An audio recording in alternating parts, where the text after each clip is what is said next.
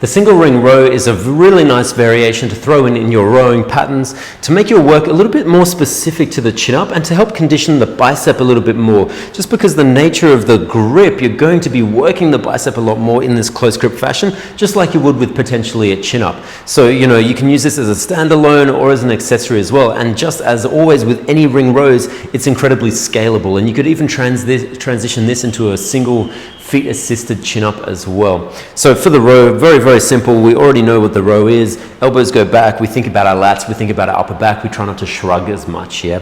But all we're going to do is grab the ring like so.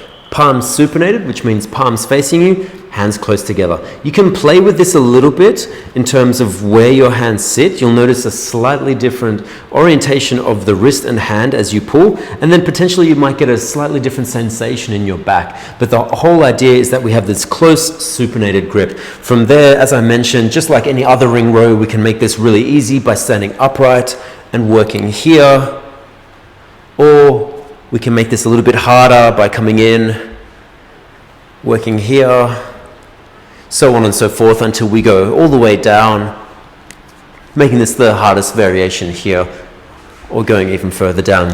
But as always, a lot of upper back with this one. So you can even feel free to let your shoulders protract at the bottom before setting them and then continuing to pull with the arms, yeah?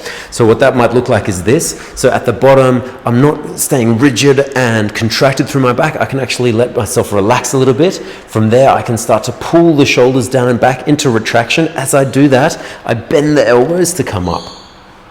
Pausing at the top, and then I can do the same. Relax, boom, set, and up. And then that way I get a little bit more range out of my shoulder blades. I'll get a little bit more bonus back contraction. But it's also not wrong just to maintain that back contraction and row like this. Now, the only thing you do want to look at is where I'm pulling to on my chest. I'm actually pulling towards my sternum below my chest. I'm not pulling up here. Reason being pulling up here, guess what? Probably going to lead to a shitty shoulder position and using a lot more traps than we'd like.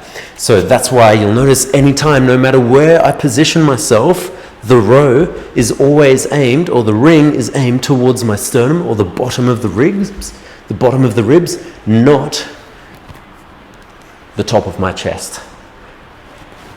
And that is the single ring row.